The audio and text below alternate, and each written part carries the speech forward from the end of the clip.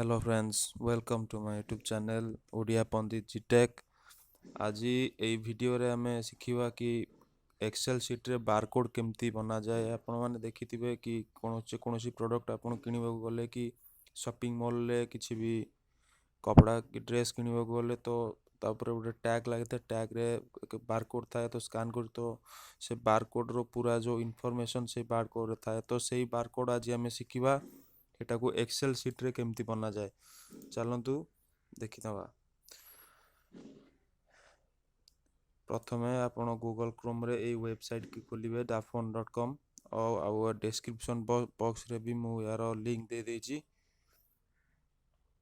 एवं तापरे ये CIA कोड 39 गुठी डाउनलोड करिवे।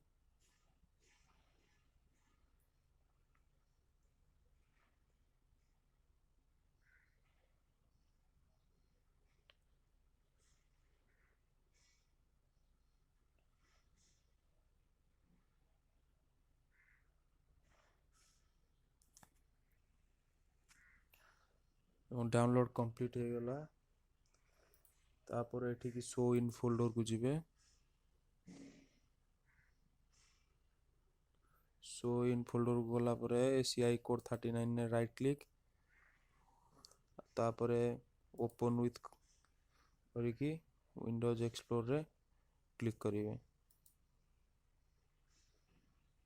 तापर डबल क्लिक करिकी जिवे कला परे एठी ताकू इंस्टॉल ऑप्शन शो करिवो तो एटा को एठी इंस्टॉल कर देबे। देखंतु जे तुमरो एटा इंस्टॉल मु ऑलरेडी करी थिली तो सेटा रिप्लेस पई मागुची तो आपण तो इंस्टॉल करिन तो एठी इंस्टॉल पई आपण यस करिवे मु नो करि दउची।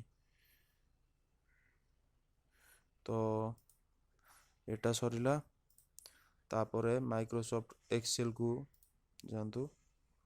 एक्सेल गला पर देखो मुझे डाटा रखी डाटा को मु बारकोड रे कन्वर्ट करी। तो प्रथमे कौन करिवे ना ये डाटा सब कॉपी करी आउ गोटे सेल को नहीं जिवे।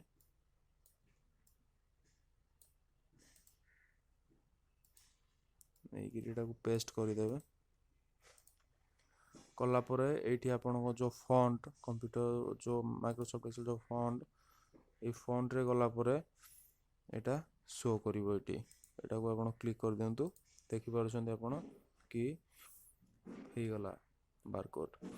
तो वीडियो केमिति लागिला मते कमेंट बॉक्स रे निहाती जणांतु एवं मोर चैनल को सब्सक्राइब करंतु, वीडियो को लाइक करंतु। धन्यवाद।